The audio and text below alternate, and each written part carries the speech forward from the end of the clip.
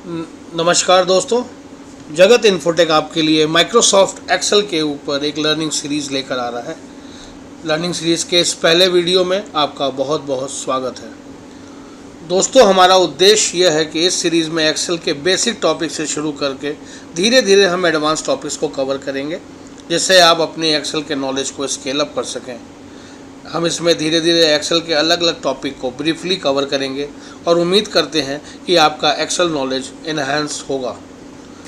दोस्तों, आज के इस दौर में एक्सेल बहुत ही डिमांडिंग और ट्रेंडिंग सॉफ्टवेयर है और हम सभी को अपने रोज़ के वर्किंग सिस्टम में, स्पेशली अगर हम कॉरपोरेट सेक्टर में काम करते हैं तो इसकी ज़रूरत पड़ती रहती है।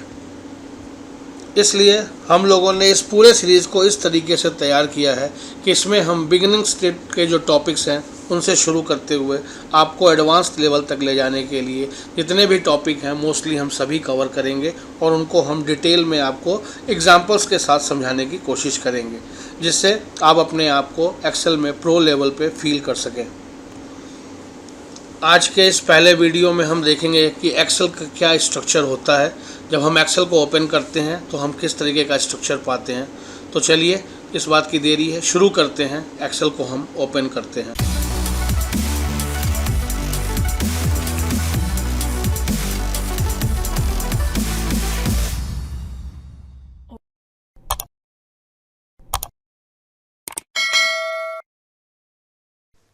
दोस्तों, जैसे ही हम एक्सेल ओपन करते हैं तो हमें कुछ इस तरीके का एक लेआउट दिखता है।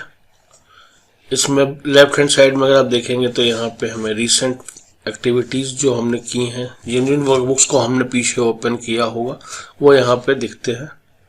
इनमें अगर आप चाहते हैं कि किसी वर्कबुक को आप ऊपर पिन कर दें तो इसको आप अगर पिन करते हैं तो ये हमेशा ऊपर पिन वाले सेक्शन में दिखती रहेंगी, बाकी के जो वर्कबुक्स होंगे वो नीचे दिखेंगे।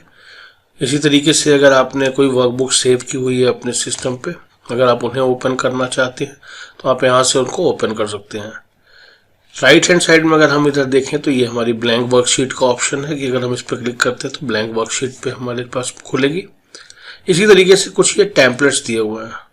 तो टेम्पलेट प्री डिफाइंड फॉर्मेटिंग दी होती है, जिसकी मदद से हम थोड़ा क्विकली और फॉर्मेटेड वे में हम अपने वर्कबुक को बना सकते हैं।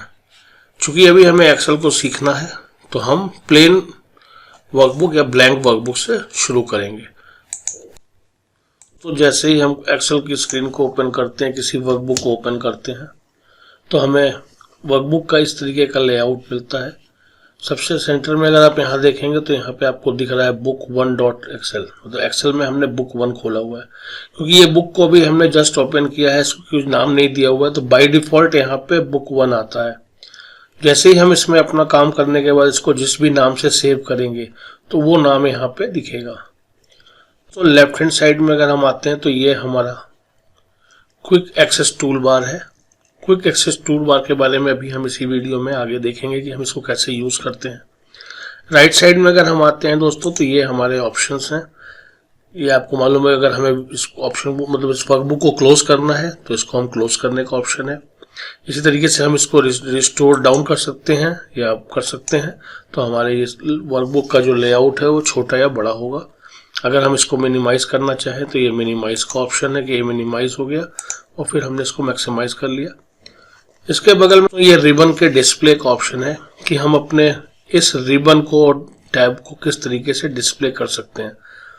तो इसके बारे में हम ये देखेंगे कि अगर हम चाहते हैं कि रिबन हमारा ऑटो हाइड हो तो हम अगर इसको क्लिक कर देंगे तो ये हमारे यहाँ पे टैब और रिबन चला गायब हो जाएगा। इसको हम वापस करना चाहें तो शो टैब्स पे आ गए तो हमें यहाँ पे टैब दिखेगा लेकिन रिबन नहीं दिख रहा है। जैसे ही हम अपने टैब्स पे क्लिक करेंगे तो ये रिबन आएगा, लेकिन जैसे हम अपने वर्क एरिया में आ जाएंगे तो वो रिबन्स गायब हो जाएंगे। इसी तरीके से हम चाहते हैं कि हमें जैसा पहले का लेआउट था सेम लेआउट मिले, तो हम इसको नॉर्मल कर देंगे। टैब हमें टैब और रिबन दोनों दिखें, तो इस तरीके से ये टैब और रिबन आपको दिख रहा है। तो रिबन्स के नीचे ये एक ऑप्शन आप देख रहे हैं बॉक्स, इसको नेम बॉक्स कहते हैं। दोस्तों, नेम बॉक्स जिस सेल में आप हैं उस सेल का एड्रेस दिखाता है। जैसे अभी हम A1 में हैं तो यहाँ पे A1 का एड्रेस दिखाता है। अगर हम अपने सेल को चेंज करते हैं, जैसे C4 में आ गए तो ये हमारा C4। तो ये जिस भी एक्टिव सेल्स में हम हैं, जहाँ पे भी हमारे कर्सर पोजीशन है, उसके एड्रेस को दिखाता है। इस नेम बॉक्स को हम और कैसे यूज करेंगे इस वीडियो में भी हम और देखेंगे। नेम बॉक्स के राइट साइड में ये है हमारा फॉर्मूला बार। तो फॉर्मूला बार में जैसे ही हम कुछ अगर टाइप कर सकते हैं, जैसे हम टाइप करते हैं, हमने जैसे ही टाइप किया, अगर आप देखेंगे तो जिस चीज को भी हमने फॉर्मूला बार में टाइप किया, वो चीज हमारे उस पर्टिकुलर सेल में, जहां हम सेल एक्टिव था, जिस जगह पे हम थे, वहां पर ये दिखता है। इसी के उल्टे अगर हम किसी सेल में कुछ लिखना चाहें,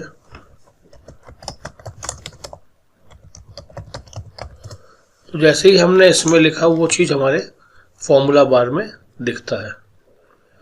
तो फॉर्मूला बार के नीचे ये हमारा जो एरिया है, ये एरिया हमारा कहलाता है वर्किंग एरिया, जहाँ पे हमें मेजर टाइम देना होता है और सबसे ज़्यादा काम हम इसी एरिया में करते हैं।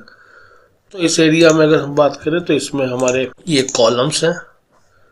कॉलम्स तो इसमें A से लेके XFD तक हैं। आप ये सोचेंगे कि एक बार में हम कैसे A कॉलम से सीधे XFD कॉलम तक पहुंच गए। तो इसके लिए एक कीबोर्ड शॉर्टकट है। अगर हम कंट्रोल के साथ राइट एरो करते हैं तो हम लास्ट कॉलम पे आ जाएंगे। इसी तरीके से अगर हमको सबसे पहले कॉलम पे अगर जाना है तो हम कंट्रोल के साथ लेफ्ट एरो की प्रेस करेंगे तो हम सीधे कॉलम A पे आ गए, मतलब पहले कॉलम पे आ गए। इसी तरीके से तो इसमें रोज अगर हम देखें तो ये हमारे रोज कहलाते हैं, और इसमें टोटल जो रोज हैं तो 1 लाख से ज़्यादा रो है।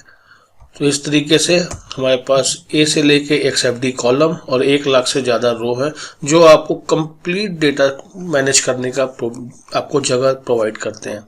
इतना डेटा आप इसमें रख सकते हैं कि आपको कभी स्पेस की कमी नहीं आएगी। तो वर्किंग एरिया के नीचे यहाँ पे आपको शीट 1 दिख रहा है। तो ये शीट क्या होती है, जैसे पूरे वर्कबुक को अगर हम अपनी डायरी समझें तो ये शीट्स उसके पेजेस होते हैं। तो अभी यहाँ पे केवल एक शीट दिख रहा है, और अगर आप चाहें तो इसमें मल्टीपल शीट्स ऐड कर सकते हैं। जैसे हम इस पर क्लिक करते जाएंगे तो इस तरीके से हमारी मल्टीपल शीट्स इसमें ऐड होती चली जाएंगी। सबसे नीचे देखेंगे तो एक यहाँ पे स्ट्रिप दिख रही है, जिसे हम स्टेटस बार कहते हैं। यहाँ पे आपको रेडी दिख रहा है, ये हमें स्टेटस दिखाता है कि हम वर्कबुक में किस तरीके से काम कर रहे हैं। जैसे ही हमने यहाँ पे कुछ लिखना शुरू किया, देखिए यहाँ नीचे आपको एंटर की कंडीशन दिखा रहा है कि मतलब हम यहाँ पे एंट्री कर रहे हैं। जैसे फिर हम उसमें नॉर्मल आ गए, अब ये फिर रेडी है नेक्स्ट कमांड को एक्सेप्ट करने के लिए। इसी में अगर हम जाके इसको एडिट करते हैं तो देखिए यहाँ पे नीचे एडिट का ऑप्शन दिखा रहा है कि अब ये एडिट स्टेट में है। इसके बाद यहाँ पे अगर आप देखेंगे तो ये हमारे लेआउट का है कि अभी हमारा नॉर्मल लेआउट दिख रहा है। हम चाहते हैं कि पेज लेआउट इसका बने, तो ये हमारा इसका पेज लेआउट दिखा रहा है वर्कबुक को। इसी तरीके से अगर हम चाहते हैं कि हमारे को ये हमारा पेज ब्रेक है, क्योंकि अभी हमने इसमें कोई डेटा इंटर नहीं किया इसलिए पेज ब्रेक आपको दिख नहीं रहा है, तो अभी हम इसको नॉर्मल पे शिफ्ट कर देते हैं। तो इसके बगल में एक ये स्लाइडिंग ऑप्शन है जिसको हम जूम इन या जूम आउट करने के लिए यूज करते हैं।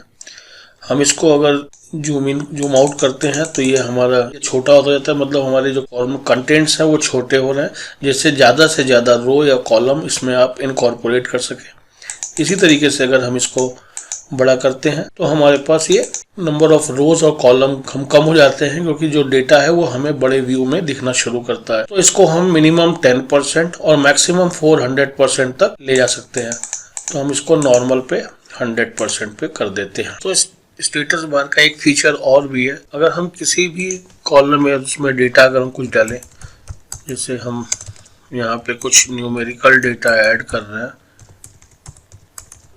हमने जैसे ये 5 डेटा लिया और अगर हम इन 5 डेटा को सेलेक्ट करते हैं तो अगर आप यहाँ पे देखेंगे कि ये कुछ हमें स्टैटिस्टिकल डेटा दिखाना शुरू करता है, जैसे एवरेज इन सेलेक्टेड डेटा का क्या एवरेज है, कितने काउंट है, नंबर ऑफ डेटा कितने हैं और उनका सम क्या आ रहा है। इसी तरीके से अगर हमें यहाँ पे कुछ हम स्ट्रिंग डेटा डालते हैं या टेक्स्ट डेटा डालते हैं तो हम उसमें भी देखेंगे कि ये हमें बाकी तो कुछ नहीं दिखाएगा लेकिन उसके काउंट दिखाएगा, क्योंकि हम इसको सम एवरेज नहीं निकाल सकते तो यहाँ पे इसका ये काउंट बताएगा।